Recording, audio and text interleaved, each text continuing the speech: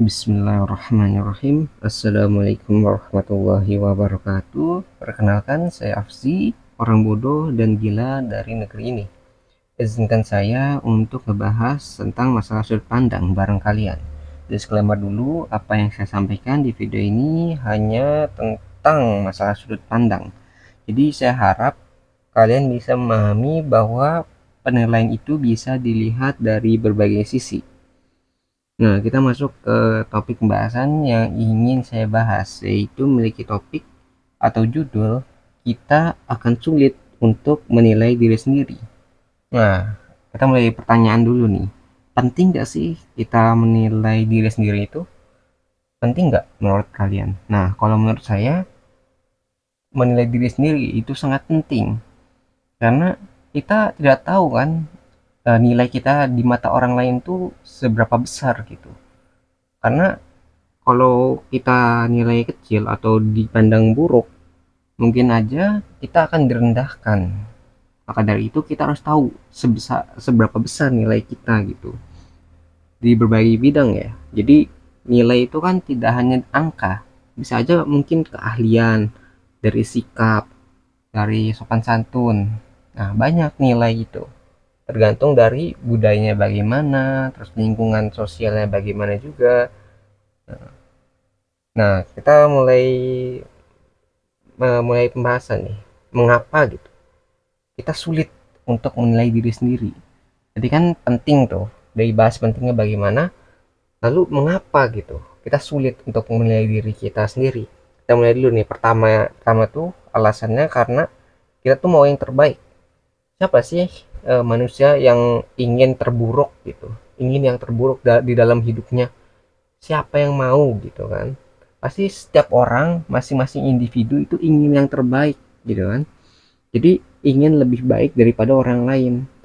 Jadi nggak mau dikalahkan, mau yang menang. Kalau kalian kompetisi perlombaan, pasti kalian inginnya juara satu kan. Emang ada kalian kompetisi inginnya juara terakhir? Kayaknya nggak ada deh. Kalian berkompetisi untuk membuktikan bahwa diri kita itu yang paling baik dibandingkan dengan orang lain. Nah, itu alasan pertama. Jadi kan karena kita ingin terbaik, maka kita biasanya merendahkan orang lain. Karena ya kita ingin terbaik. Kalau yang terbaik berarti kan harus mengalahkan orang lain. Lalu alasan kedua itu karena kita takut direndahkan. Nah, kalau aku direndahkan tuh kan berarti berhubungan dengan nilai tadi. Nah, kalau misalnya kita suka berbohong nih, nanti kan kita direndahkan. Wah, ini mah nggak pantas untuk dipercaya karena suka berbohong, tidak bisa megang janji gitu kan. Nanti kita tuh nggak dianggap bisa megang sebuah janji dan direndahkan akhirnya kan.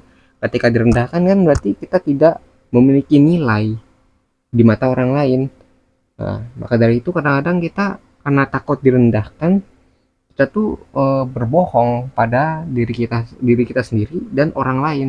Jadi pura-pura gitu tuh, kita bilangnya berpura-pura bahwa nilai kita tuh tinggi, padahal mah kita menyembunyikan jadi diri kita sendiri gitu kan, karena takut direndahkan. Makanya kita akan sulit untuk menilai diri kita sendiri secara objektif ya. Kalau subjektif kan menurut kita nih yang terbaik, tapi kan belum tentu menurut orang lain. Nah, itu alasannya karena takut direndahkan oleh orang lain. Lalu alasan ketiga itu mungkin berhubungan dengan yang pertama ya, karena ingin diakui. Nah, kalau ingin diakui kan berarti kan ini butuh pengakuan dari orang lain ya. Jadi kalau kita bilang diri kita tuh paling hebat, menurut kita sendiri itu mungkin biasa. Tapi kalau ada orang lain nih yang bilang, ada misalnya satu orang, dia satu orang lah, ada ratusan atau ribuan orang, bahkan jutaan orang bilang bahwa kita adalah orang yang paling baik misalnya, orang yang paling jago, orang paling ahli. Nah, ketika kita diakui itu, maka nilai kita tuh akan menjadi lebih, apa ya, lebih tinggi gitu. Jadi validasi itu sangat penting ya. Nah, mengapa hubungannya sama uh, sulit untuk menilai diri sendiri? Karena akan mulai, apa ya, bias, namanya bias tuh kayak apa ya, jadi ada ketimpangan antara apa yang kita punya sama ekspektasi dengan orang lain gitu. Nah, karena ekspektasi orang tuh sangat tinggi, kita itu kadang mengabaikan nilai-nilai yang kita punya gitu kan. Jadi kita ingin mengikuti apa kata orang. Nah, kan belum belum tentu orang lain tuh benar gitu, apa yang dikatakan orang tuh benar, nilai-nilai yang mereka punya itu belum tentu sama dengan kita gitu. Nah, karena kita ingin diakui, kadang kita menolak untuk mengevaluasi diri kita sendiri, yang menyebabkan diri kita itu menurun nilainya. Karena kan misalnya kita berbuat salah nih, tapi karena orang lain mengakui hal tersebut adalah hal yang benar, kita tuh kayak ngikut aja gitu kata orang lain. Jadi kita walaupun salah terus dilakukan. Nah, itulah yang menyebabkan kita tuh sulit untuk menilai diri kita sendiri. Lalu ada nggak caranya gitu agar kita bisa menilai diri kita sendiri? Nah, pasti ada. Jadi kalau mau nilai diri sendiri itu kan ada banyak cara nih. Coba salah satunya tuh, pertama tuh ngeliat lingkungan dulu nih. Kalau kita sulit untuk melihat pribadi kita, nilai kita tuh ada di mana gitu, kita minimal bisa ngeliat lingkungan kita. Misal lingkungan keluarga, lingkungan temannya gitu. Jadi teman sehari-hari itu siapa aja, misalnya bergaul sama siapa aja. Lingkungan pergaulan itu sangat penting ya. Mungkin yang paling penting keluarga, cuma nanti kan pada akhirnya ketika berpisah dengan keluarga, nanti hubungan dengan pergaulan.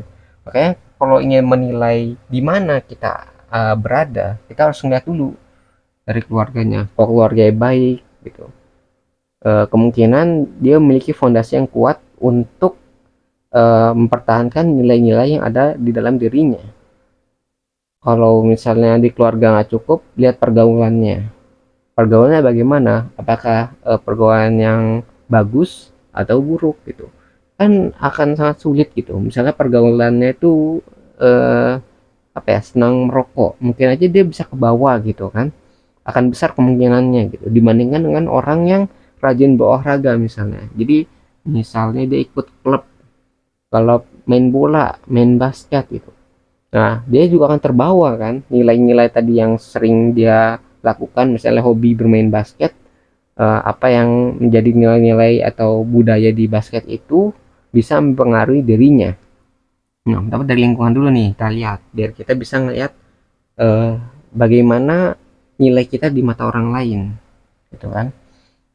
Nah, lalu yang kedua itu kita harus bisa menerima pendapat orang lain. Nah, kalau misalnya dari kita sendiri kan inginnya yang terbaik nih, tapi kan orang lain tuh kadang punya pemikiran sendiri. Jadi dia bisa berpendapat bahwa ada yang kurang nih di diri kita gitu. Nah, kita harus menerima dulu pendapat mereka. Mungkin gak ini benar atau tidak gitu. Kalau benar berarti kita harus memperbaiki. Kalau misalnya oh kurang tepat nih, berarti kita jangan mau ngikutin kata orang lain. Kita harus punya pendirian gitu. Jadi kita harus mempertahankan apa yang kita punya. Jangan sampai karena kata orang begini kita harus ikut gitu. Padahal mungkin apa yang kata orang itu tuh mungkin aja salah gitu kan. Kita nggak pernah tahu. Nah, kita harus punya banyak sudut pandang. Harus bisa membandingkan antara satu sisi dengan sisi yang lain gitu. Jangan hanya mendengarkan satu sisi saja, tapi harus berbagai sisi agar kita bisa melihat secara keseluruhan gitu. Jangan hanya dari depan aja, kita sudah lihat dari samping, atas, belakang gitu, dari bawah kan, harus dari semua sisi kalau bisa. Lalu yang cara ketiga itu kita harus mengakui kekurangan pribadi.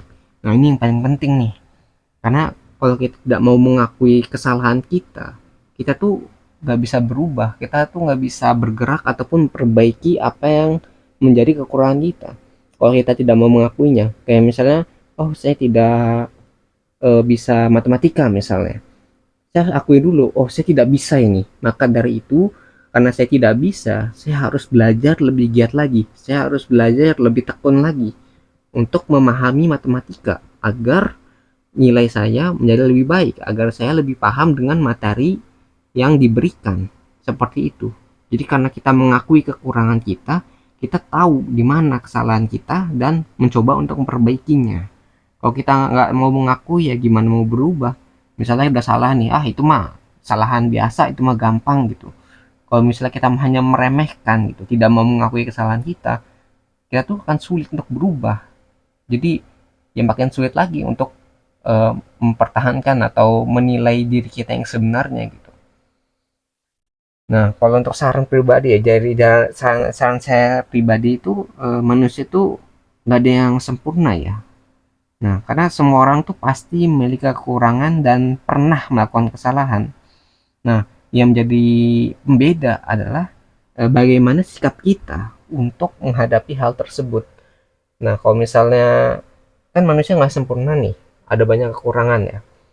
Nah, yang paling mendekati solusi itu adalah cara menghadapinya, cara bersikapnya. Jadi kalau misalnya kita punya kekurangan tadi, kita harus mengakui dulu, lalu memperbaikinya. Jadi kalau kalian lihat ada apa ya kekurangannya pribadi, maka dari itu kita harus terima dulu. Misalnya dari orang lain bilang, wah kamu nih kekurangannya ini dan ini, gitu. Terus kita lihat, oh ini, oh bener, ini kekurangan kita akui kesalahan kita, kekurangan kita, lalu mulai dari situ kita perbaiki apa yang kurang gitu, sebisa kita, semampu kita, dan semaksimal mungkin. Kalau misalnya emang kita nggak suka, misalnya kan emang nggak jago ataupun tidak eh, apa ya, tidak jago itu lebih ke arah punya passion di sana gitu, maka tunjukkan apa yang kita punya yang bisa menutupi kelemahan kita. Misalnya kita nggak jago matematika nih, misalnya saya nggak jago matematika, ya pelajaran itu mungkin akan apa sulit gitu diterima, karena eh, ada hitung-hitungan yang tidak saya pahami, misalnya seperti itu. Maka dengan kekurangan itu saya melebihkan apa yang kita bisa. Misalnya saya bisa melukis, saya bisa menggambar, saya bisa olahraga dengan lebih baik gitu. Jadi atlet misalnya kan. Nah, itu bisa kita tutupi dengan apa yang kita punya gitu, dengan bakat kita. Kadang-kadang ada yang berbeda ya antara bakat sama apa yang kita mau gitu kan. Kalau bisa disamakan. Karena kalau misalnya punya bakat di sana dan kita suka di pekerjaan itu atau di kegiatan itu, kita akan lebih cepat untuk melampaui orang lain. Ya bayangin aja kalian punya bakat, terus kalian kerja keras juga di sana.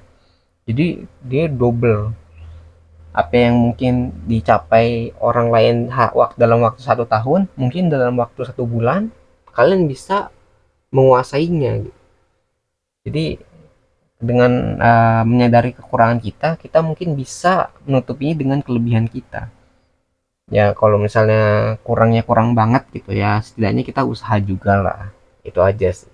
Jangan jangan apa ya, jangan menggunakan alasan eh, kita tuh nggak punya waktu misalnya gitu. Ya setidaknya kita harus berusaha dulu lah untuk apa ya, memperbaiki diri sendiri. Nah itu. Nah mungkin sekian ya bahasan sudut pandang yang bisa saya sampaikan. Sebelum saya akhiri, saya ingin menyampaikan bahwa jika ada kebenaran di video ini, maka itu semua bersumber dari Tuhan yang Maha Kuasa.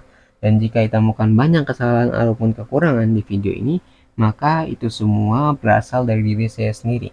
Di channel kita juga ada moto, jangan didengar, jangan dipercaya, ragukan segala pilihan, dan selalu buktikan bahwa pendapat saya salah. Lalu jelaskan di mana letak kesalahannya. Saya menunggu jawaban Anda, wahai orang-orang pintar dan waras di luar sana, karena orang yang bodoh dan gila ini sangat membutuhkan bantuan kalian. Terima kasih bagi yang udah menyimak. Semoga bisa bermanfaat videonya. Saya tutup dengan kalimat wassalamualaikum warahmatullahi wabarakatuh. Saya Afzi, pamit undur diri. Kita ketemu lagi di pembahasan berikutnya. Insya Allah.